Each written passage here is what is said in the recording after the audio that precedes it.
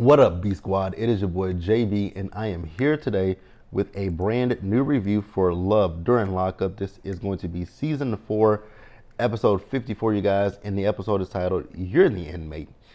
So before we go ahead and get into this review, you guys, if you guys are watching this video or any other video on the channel, and you guys aren't subscribed yet, then I need you guys to do me a solid favor and stop taking me out on this date and having me pay for it at the end of it. You guys know the routine. You can do me that favor by liking the video, subscribing to the channel, turning on your post notifications, and also by sharing the video. And with that out of the way, you guys, without further ado, let's go ahead and discuss Love During Lockup. All right, you guys. So first up, we'll start out with Andy and Brittany, you guys. Honestly, when Andy and Brittany, I honestly can do without them, you guys. I'm not too fond of Andy, but hey. And like I said in last week's episode, I definitely do 100% believe that Brittany is being hypocritical, ma'am. Once again, I will repeat that you are an absentee parent as well, right? You are in prison behind drugs, but go off. You know, if you felt blindsided, then hey, it is what it is. But again, ma'am, you are not going to win Mother of the Year.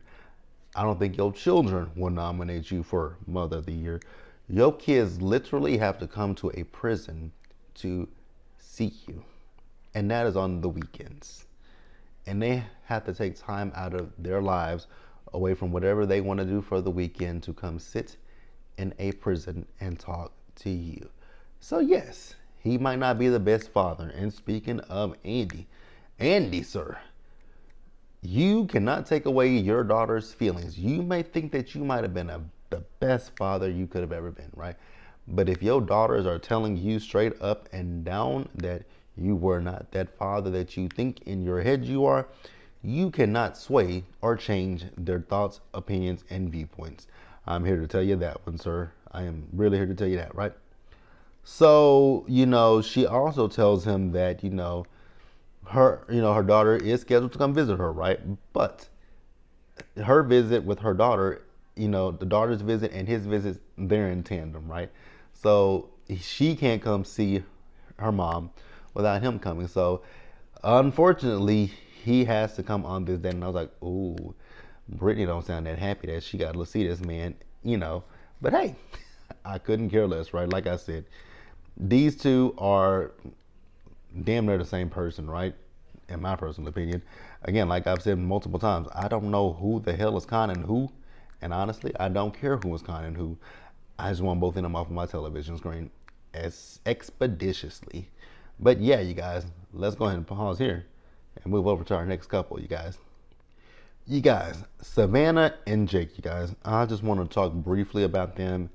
And it's probably going to be a little lengthy conversation. But Savannah, Vanna, Fifa, like girl, Savannah. Let's talk real quick, right? When it comes down to you, I'm saying this in the nicest way, right? You seem very desperate. Just gonna be honest with you. You seem desperate. So you guys remember Savannah wants to write this letter trying to get, a reduction in Jake's prison sentence, right? You guys know Jake is serving 35 years in prison. So she went to go see an attorney. So she just told the attorney about what really happened with Jake. So Jake, at 19 years old and he was a senior, I still have so many questions about that. How was he 19 years old and a senior? By that point, you should have been in college, right? Because you can't say you started school late. Because I have a lot of friends who started school late, and I graduated at 17, right? My friends who started late because their birthdays were late, they graduated at 18. None of them were 19. I don't think there was, well, scratch that. I do have one friend that did graduate in my class, but they got held back 2 grades, right? So yeah, that does happen, but I'm like 19 and a senior.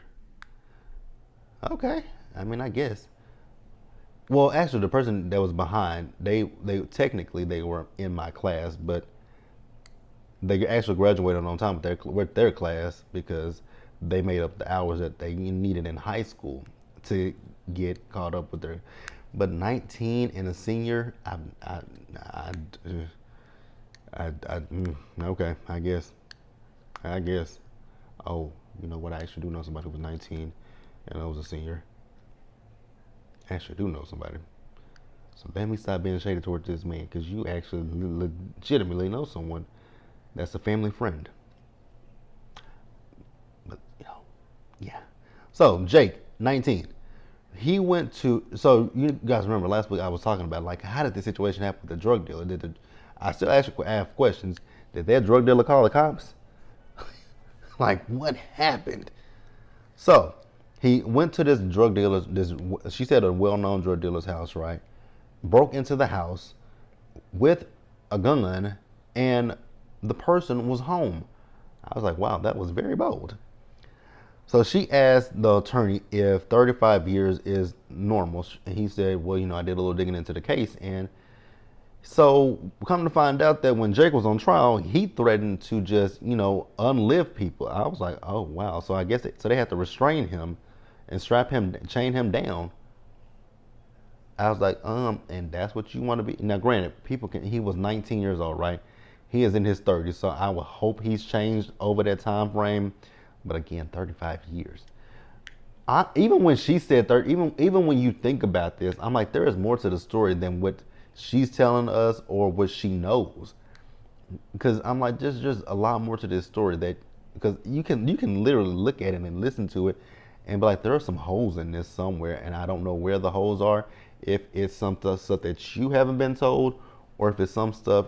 Actually, I think that's exactly 100% what it is. Because even the lawyer said, there might be some things that they're not telling you. I was like, you think? Like, you think? There's definitely some things that are not being spoken of in this situation. Because I'm like, nothing makes sense. So then she asked him. So we also find out that at one point, the parole board, I guess, or whoever they wrote to, they actually agreed to, reducing his sentence, but it went to the governor, and the governor is the one who said, no, thank you, I'm not signing this.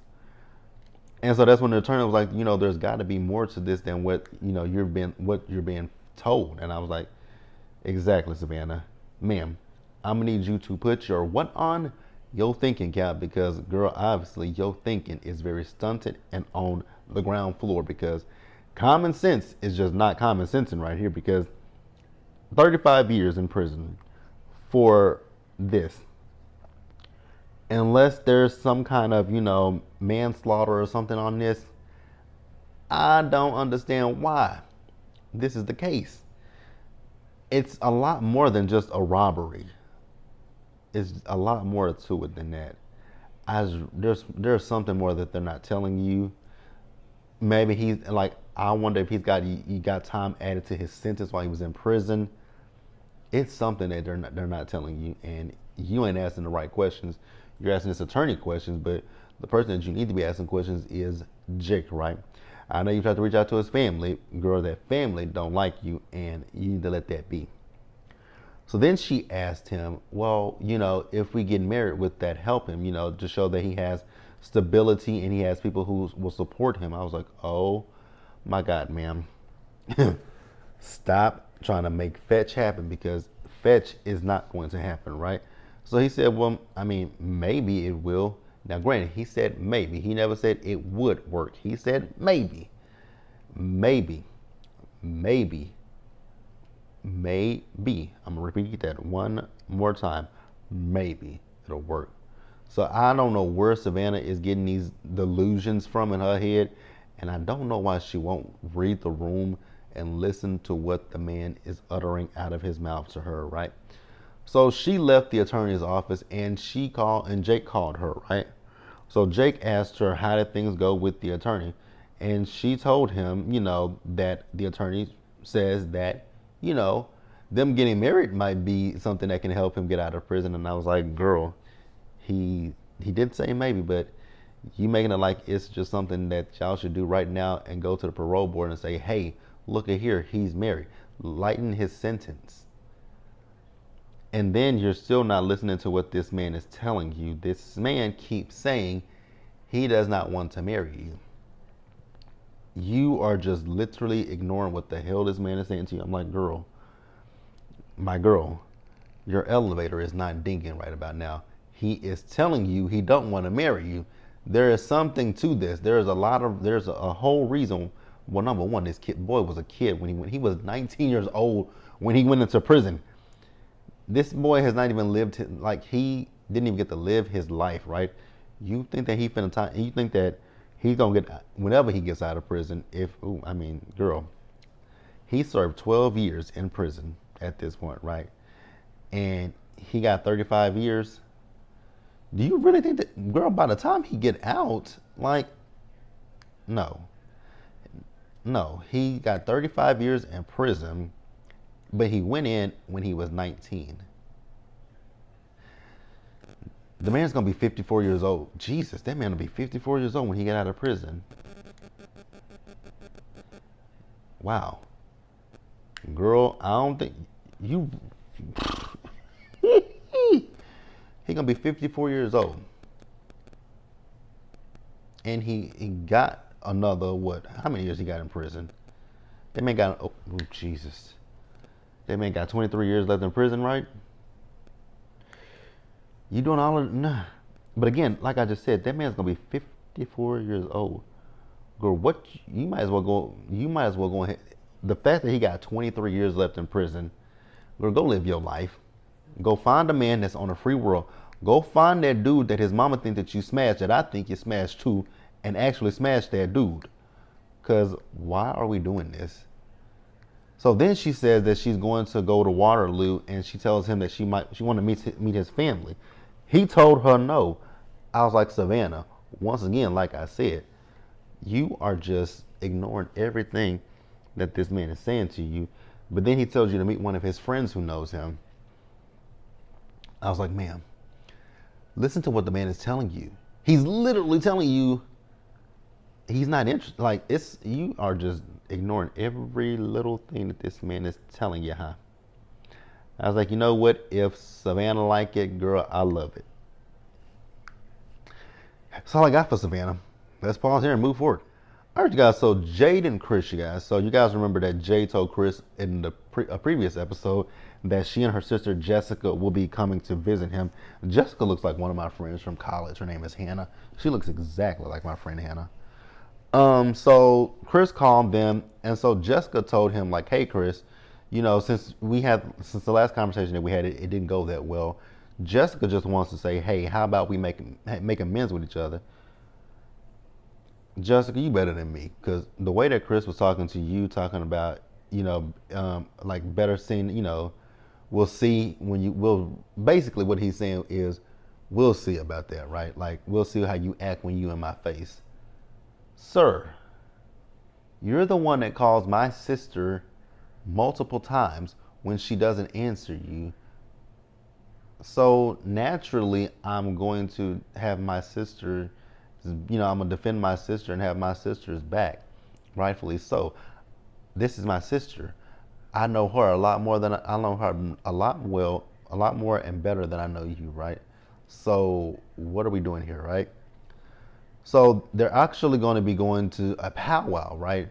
So I didn't understand what they were saying about this powwow, because was Chris supposed to come to this powwow and meet the family, see his family?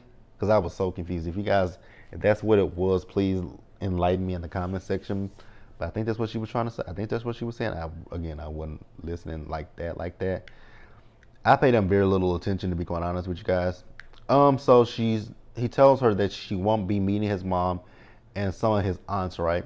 So she's like, why? And I love the fact that she said that, you're the inmate, not me. And I love the fact that Jessica said to him, like, your family shouldn't have any reservations about my sister. Or it was probably Jay who said, but your family shouldn't have any reservations about her, because it's the other way around. Jade's family should have reservations about you because you're in prison. And again, I'm not trying to be judgmental or anything, but you committed a crime. How do we know you won't do it again, right? Especially when you have a pattern of it, right? So yeah, her family should have more questions about you than your family about her, right? Now, granted, if you say he got money, then yeah, I get that part, and I'm not gonna sit here and pretend like if we had money, and if he has a pattern of dating women who get with him that were only after the money, I'm okay with that too, right? So she does end up meeting with his family, right? Before that, she talked about the fact that she had previously got his mama a Christmas gift, and the woman gave it back to her, telling her she didn't like it. I'd have been like, oh, I see, baby. She would have never got another thing from me again, because that is the most disrespectful thing in the world to do. You might not like the gift, but damn, to give it back to me and tell me you don't like it. Okay, sis, I see you. So they met up with two of his nieces, right? And then, you know, Jade is talking about the fact that she feels like his mom doesn't like her. And so, one of the nieces says, well, she's been through a lot with him, so he's been getting in trouble since he was 12 years old. Well, ma'am, that goes to your parents in just a little bit. I hate to say it, but it goes to your parents and not to anybody else but to you. And how present you were in your child's life. I mean, I know it's, when you get to 12 and get into your teenage years, they get to be a little bit rebellious, right? But you still have to pay. I mean, never mind. I'm going to leave that alone. That ain't got nothing to do with me. So the niece says to cut the mama some slack. Not if she's a rude ass person. I'm not cutting that woman no slack, right? So she asks Jessica, does she work? Jessica says, no, she doesn't work, right? So then she asks her, did they sign a prenup? They ain't signed a prenup. Now here's the thing, shit. If like y'all are skeptical of Jade, my bad, I keep saying Jessica. If y'all are skeptical of Jade, why? She just literally says she doesn't work and she ain't got no prenup. So if she was only here for the money and ain't got no prenup, she could divorce him at any point she wants and try to get some money from him. Like literally. But y'all worried about the money. And then y'all worried about the fact that she's so flashy and on her social media. I was like, okay, what that mean? Like she said, she's been married to him for 5 years. Y'all gotta find something better. Because it's like we're pulling it seems like you're pulling gas straws right here, because say what now?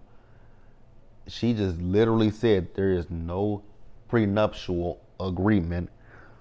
So again, if she wants to divorce this man and take him for whatever he got, she can do it.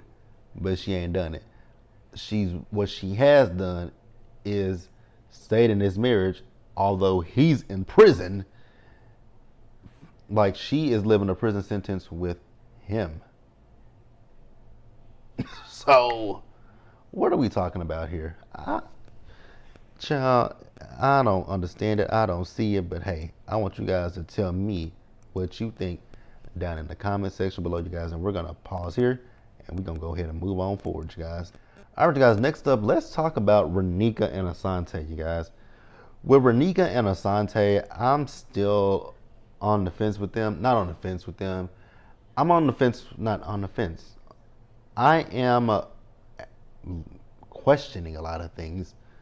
And it's more so with Renika. Like, girl, did you really think this situation through? Because it's really given you didn't. Like, the fact, I don't even have a problem that you are moving to Atlanta with your daughters, right? If you said that you want to move to Atlanta to give your daughters a better life outside of what you guys have in Kentucky, that's one thing. But you're literally moving to Atlanta for Asante, a man that you don't know, and you want to move him in. Why? For the life of me, I don't understand it. You have teenage daughters. Let's just scratch the fact that you have, let's just take out the fact that you have teenage daughters. You have teenagers, you have kids. So why would you bring a complete stranger that you've never met around your children? That's mind blowing to me, the fact that people do that. Bring men or women around their kids that they don't fucking know. Why would you do that? That is the most stupid. That is the dumbest thing I think anybody can do, right? So we see her. She went to go talk to her sister, right? So they talked about what happened at the party, and her sister eventually apologizes to her. But I mean, sister, you spoke facts to her, right? The fact that she's moving to Atlanta for some dick and a nigga, and it just don't look right. But her sister was also still a little mad at her, But Renika wants them to respect what she's doing. You know what? They can respect what she's doing. That don't mean they gotta like it because it just doesn't. Again, it makes no sense. And like I said, the part that makes no sense with this situation is the fact that you are moving to be with a man that you don't know, that you've never met in person, and that's alarming to me. That doesn't set a good example for your daughters. It honestly doesn't, right? But hey, they're your daughters. And again, like I said earlier, a few minutes ago, I would be here for it if you said I was moving here to pursue my rap career and make a better life for me and my kids. That's understandable, and and I would applaud that. But to say, oh, I'm moving here because my boyfriend getting out of prison next tomorrow, and I'm gonna go pick up my man, and my man this, my man that, my man that, my man that. That sounds dumb. It sounds like a high school girl, right? But hey, she did it, right? So her mama was trying to talk her out of, moving as well. But, Renika said, nope, I'm going to do it. But again, like Renika, you're not thinking that this man has been in prison and this man may have other women that he's saying the same shit to, but you falling for it. If you want to fall for the old okie doke, ma'am, go ahead and fall for the okie doke, right? So we see that she and her daughters that made it to Atlanta and they're in a rental home, right? Her youngest daughter told her mama, I don't want him to stay here with us because I don't know that man. I was like, yes, baby. Yes, say that. Tell your mama that you don't want that man to stay in that house with y'all. Because you don't know, again, y'all don't know him. Y'all don't know what his mannerisms are. And again, he's getting out of the prison.